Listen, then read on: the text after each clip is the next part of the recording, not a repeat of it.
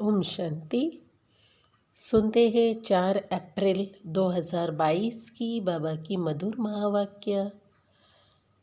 आज की मुरली में बाबा ने हम बच्चों से ज्ञान के साथ बाबा हमें शिक्षाएं भी दिए और साथ ही साथ हम सब मनुष्य आत्माएं कर्म भूमि पर है। इसलिए बाबा कहे कि कर्म करते कर्म योगी कैसे बनना है, उसका अभ्यास भी कराए। तो सुनते हैं मुरली का सार। मीठे बच्चे, बाबा कहे तुम हो कर्म योगी, तुम्हें चलते फिरते याद का अभ्यास करना है। एक बाप के सिमरन में रहे, एक बाबा के सिमरन में रहे नर से नारायण बनने का पुरुषार्थ करो। एक शिव बाबा के सिमरन में रहकर नर से नारायण बनने का पुरुषार्थ करो। मुरली में प्रश्न है, निश्चय बुद्धि बच्चों की मुख्य निशानी क्या होगी? निश्चय बुद्धि बच्चों की मुख्य निशानी क्या होगी? उत्तर है, उनका बाप के साथ पूरा पूरा लव होगा। उनका बाप के साथ पूरा पूरा लव होगा। बाबा के हर फरमान को पूरा पूरा पालन करेंगे। शिव बाबा के हर फरमान को पूरा पूरा पालन करेंगे। उनकी बुद्धि बाहर नहीं भटक सकती। उनकी बुद्धि बाहर नहीं भटक सकती।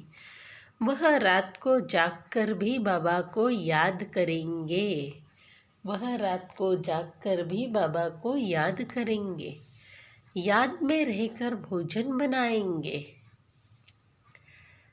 मुरली में गीत बजा है, तूने रात गवाई सोए, दिवस गवाए खाए, हीरे तुल्य जीवन को कौड़ी तुल्य गवाए।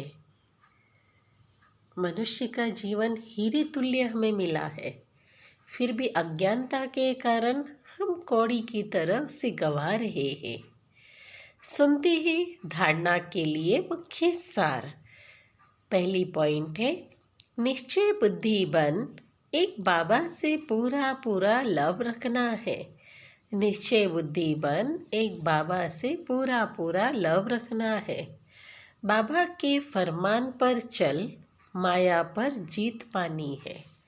बाबा के फरमान पर चल, माया पर जीत पानी है।